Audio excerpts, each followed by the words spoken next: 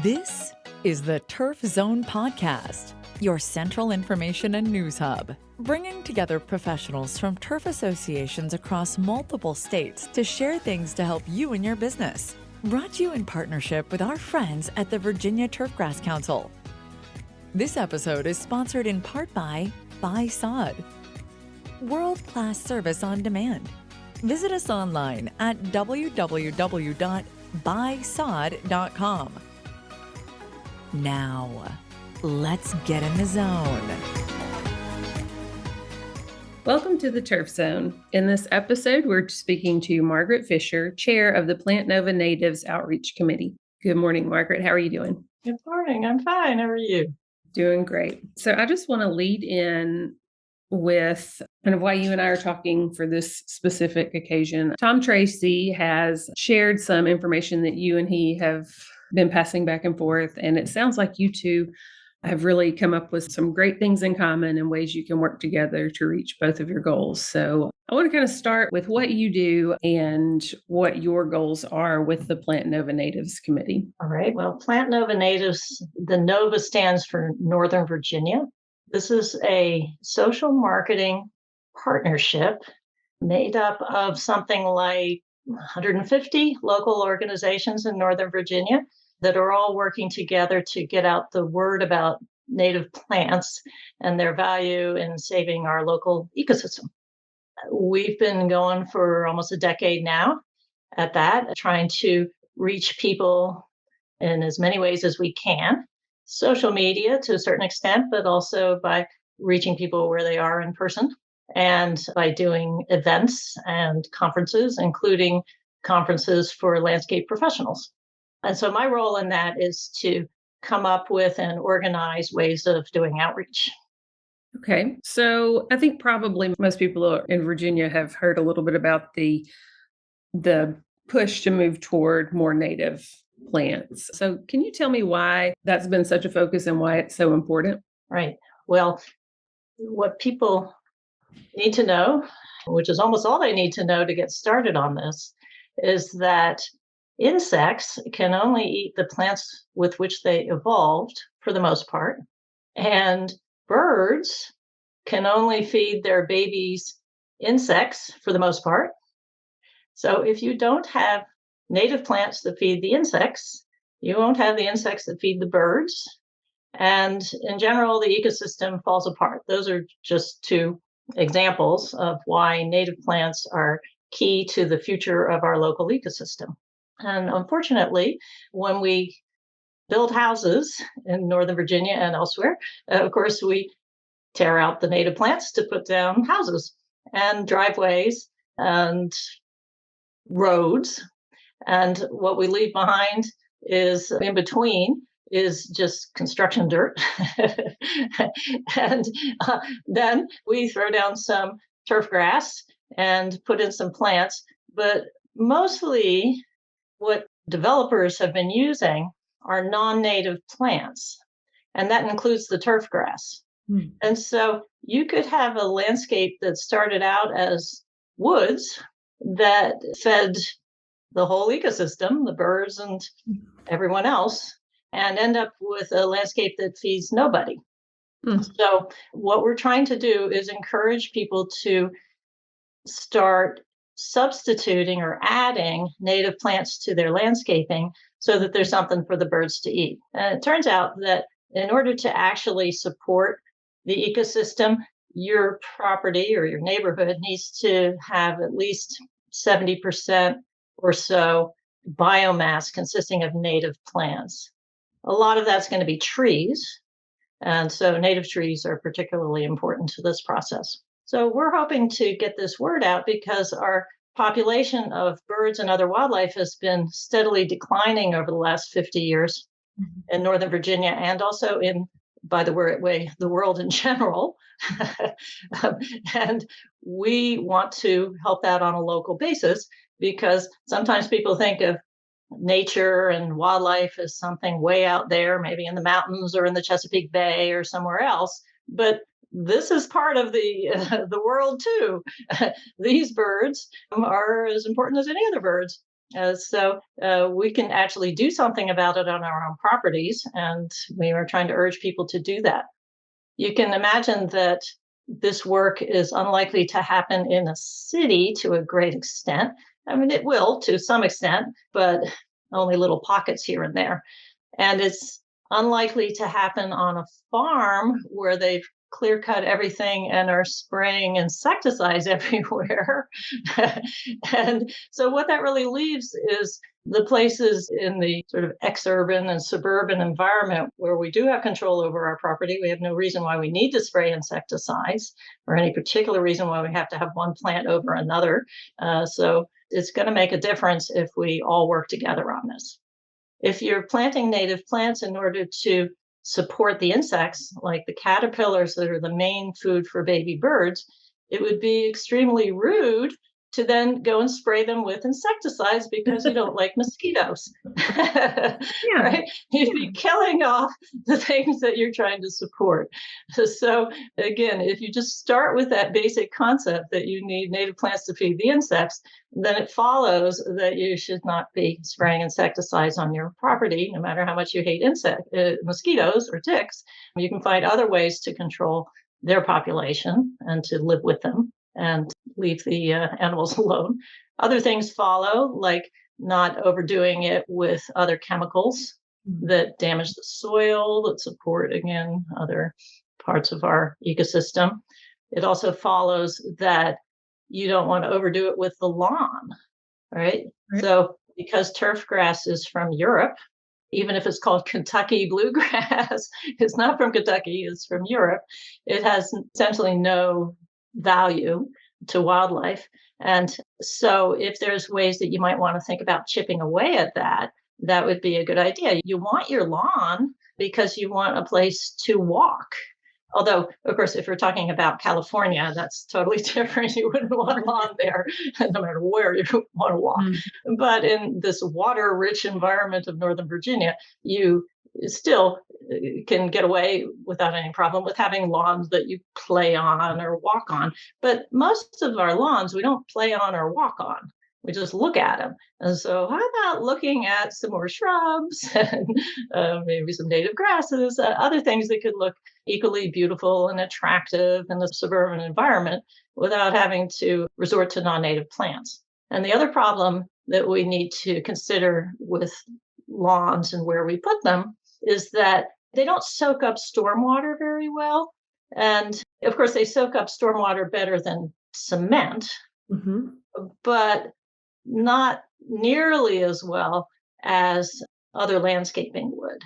And so we're urging people to think about how they might capture that runoff that comes from their roof and their driveways in the landscaping by adding landscaped beds or just natural beds that may catch that runoff before it leaves the property. And of course, people aren't used to this kind of landscaping, and that includes the landscape workers. And so one of our missions is to try and help the landscape industry figure out how they're going to accommodate that and still make a living. And it is our hope and expectation that that can definitely be done, and that the landscape industry can play a very big positive role in helping our local birds and butterflies.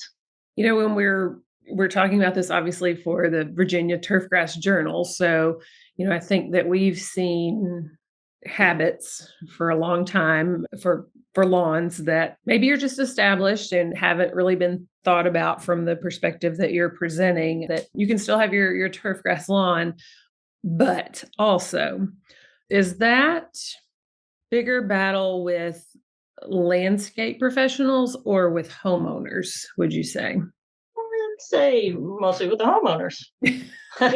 And they mostly just haven't thought of this. So even though you mentioned that maybe people had heard of this by now, I'm always interested to see that in Northern Virginia, where there are 2.4 million people, probably most people have not heard of this. Right. I run into people who are very much into environmentalism who haven't heard of this.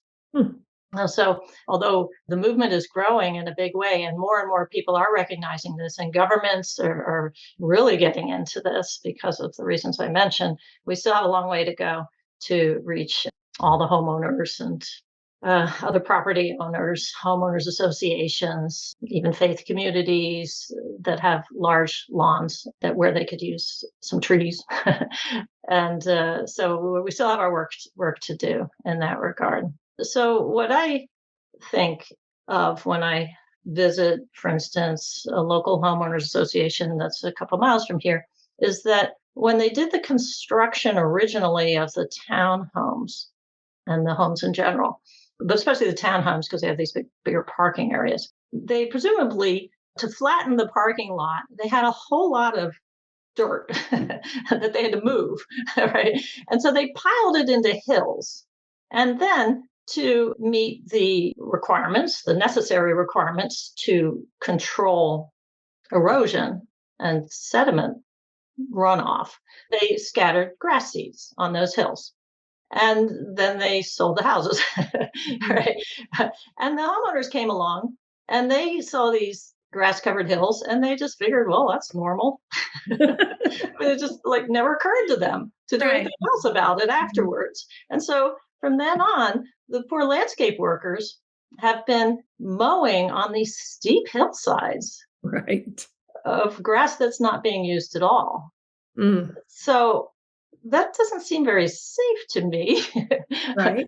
But at the very least, it must be difficult. Sure. So that's the kind of place that would be just really ideal for potentially reforesting. Just plant some trees in there, and gradually let the leaves stay there afterwards, and then slowly it'll reforest by itself. You just need to control the invasive plants, which is another subject, and then you won't have to mow that anymore. But you're still going to need to hire your landscape company to take care of that area too. And so we want to help, if we can, anyone who's interested in figuring out how to make that part of their business model, that they will be maintaining that area so that it looks nice and while controlling the invasive plants. So let me talk about that. We had this initial problem that we cut down the forest and put in a house and turfgrass and shrubs and maybe a tree or two and created a sterile environment. So that's a big problem. But an even worse problem is that some of those shrubs and trees and plants actually are turned out to be invasive, meaning that because they're no longer in their native environment, they don't have the control mechanisms that the ecosystem normally would provide. And so they escape very frequently because the birds eat their seeds or berries and then carry them elsewhere, including into our few remaining natural areas where they start to grow and grow and grow and displace the native plants that are there. So in Northern Virginia, just as an example, I spend time regularly on wildlife surveys in some natural areas around here. And those surveys include documenting all the plants that are in bloom on a given day. And when you look at the data produced, at least a quarter or approximately a quarter of the plant species that we're documenting are not from this continent. That, by the way, includes the majority of what we call weeds in our gardens. So sometimes people think about native plants as being weeds. There's the word weed in the name, such as butterfly weed. Butterfly weed actually turns out to be one of the best landscaping plants for a formal looking landscape. It's a beautiful orange color, it's very well behaved and stays in a nice small size. And yet it's called butterfly weed. But if you actually look at the weeds themselves, the things that you're pulling out, certainly more than half, and I think probably way more than half of those are non-native. They're coming from Europe and Asia for the most part. Let me ask how your work aligns with the Virginia Turfgrass Council and the Environmental Institute, and how you and Tom have envisioned working together to help each other promote your causes? Well, so first of all, his audience, we appreciate all the work that they're doing. We know that they have already been doing a lot of work to try and help the environment. Mhm. And they have a way of reaching the very folks that we're trying to reach. So this makes a very good alignment. We met at a Northern Virginia Nursery and Landscaping Association meeting a year or so ago. And when he was introduced, I immediately knew I wanted to go talk to him. And I think he pretty much immediately knew he wanted to talk to me Right. because we can definitely work together. I don't really actually see any inevitable conflict in our missions here, Mhm. which is to make it worth everyone's while to do landscaping in an environmentally friendly way Mhm. and try and make it profitable for people. So, for example, we, Plant Nova Native, started a regional tree campaign last year. It's called Plant Nova Trees. Mhm. And as we thought about this, our goal being to increase the tree canopy in Northern Virginia, it seemed more and more likely that though planting trees is wonderful, the goal of increasing canopy will never be met if we're cutting them down or losing them for other reasons faster than we're planting them. And there are many reasons why that happens. One reason is certainly statistically the biggest reason, but it is one reason, is that sometimes trees are planted and mulched improperly. And so working with each other to try and help the landscape folks know how to do that properly is a very good thing. And looking around along the roadsides and in our common areas, what we're seeing is that one of the biggest threats to trees is that there are non-native vines like Japanese honeysuckle, for example, that are killing the trees at an enormous rate.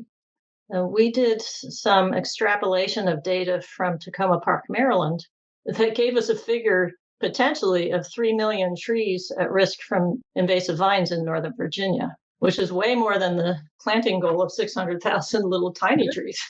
Right.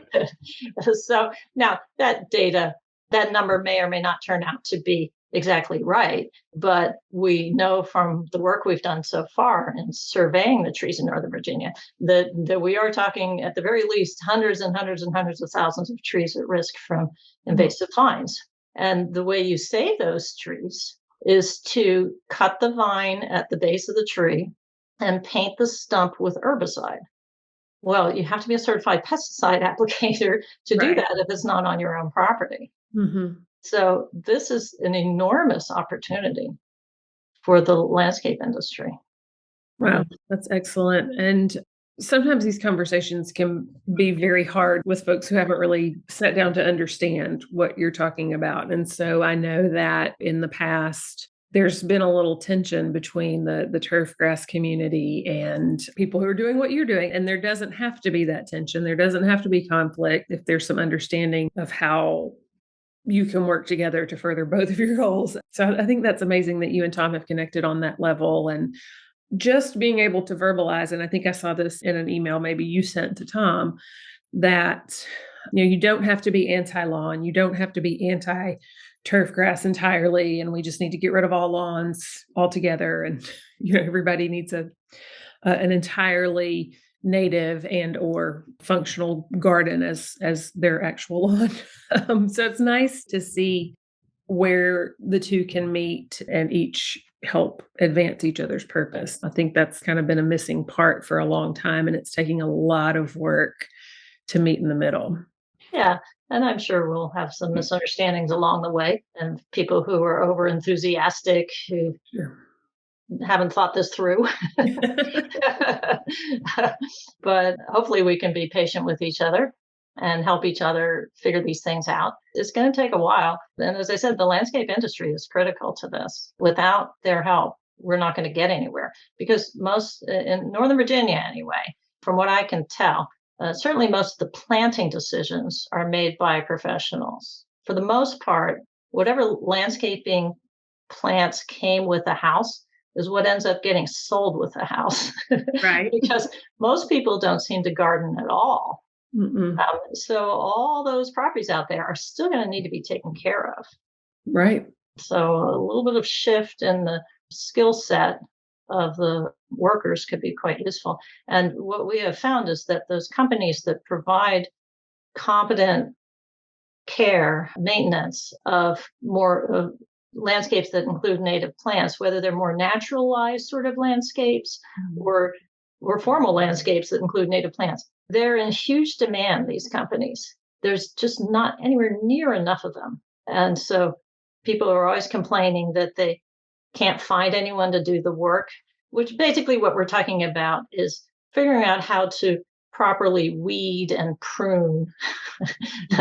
Because if it's a plant that you're not familiar with, you may not know what the effect is when you take a hedge clipper to it.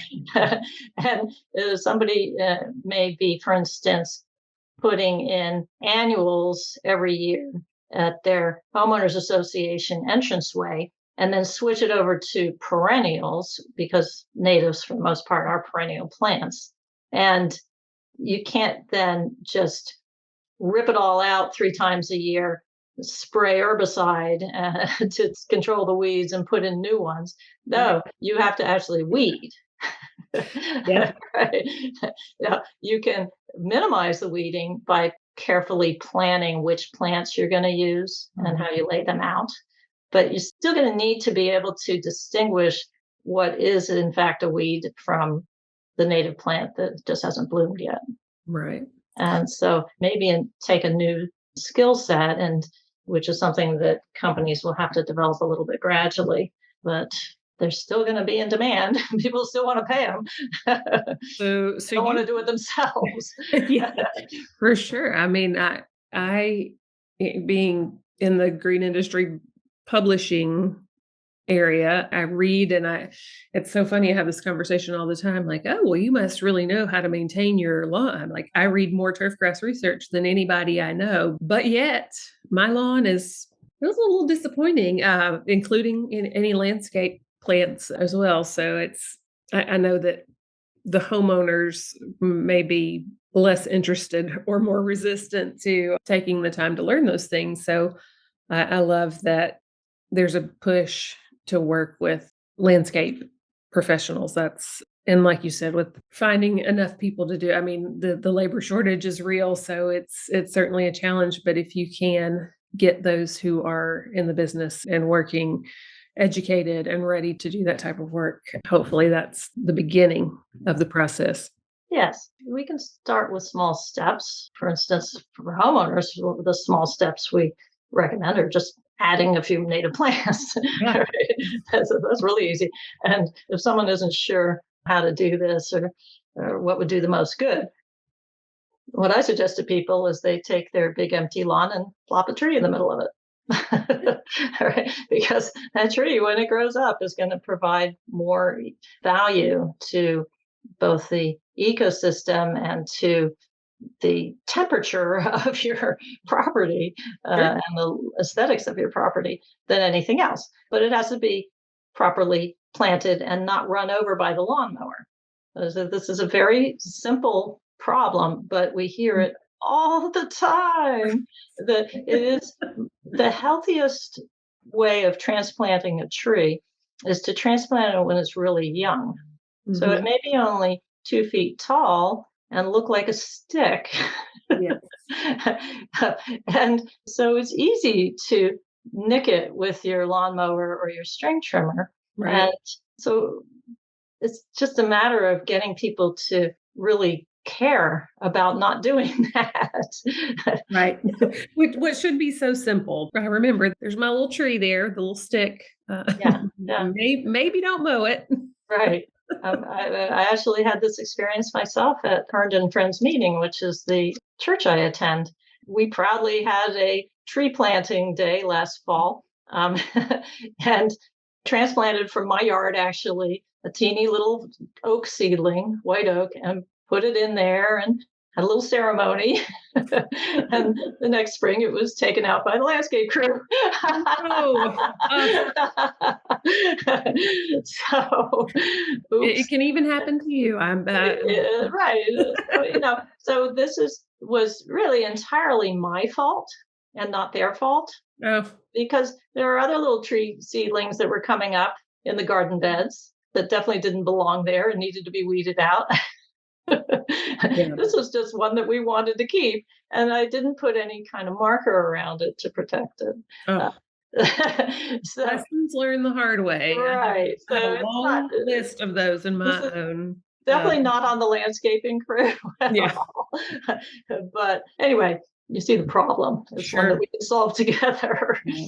What would be the one major takeaway that you want our readers and or listeners, our turfgrass managers in Virginia, what would you want them to take away from your mission and your cause in our conversation here the most? We all appreciate the birds and value the wildlife that's around us. We all want to help it, but most of us don't know how. That includes everybody, not just the turfgrass industry. And so let's work together and make it happen. Fantastic. Don't miss an episode of Virginia Turfgrass. Subscribe on Apple Podcasts, Spotify, or wherever you get your podcasts. You can also visit us at theturfzone.com. You've been listening to The Turf Zone. Thank you to our sponsors, including Buy Sod, world-class service on demand. Visit us online at www.buysod.com. For more episodes of The Turf Zone, visit theturfzone.com and subscribe on Apple Podcast, Stitcher, or your favorite podcast app.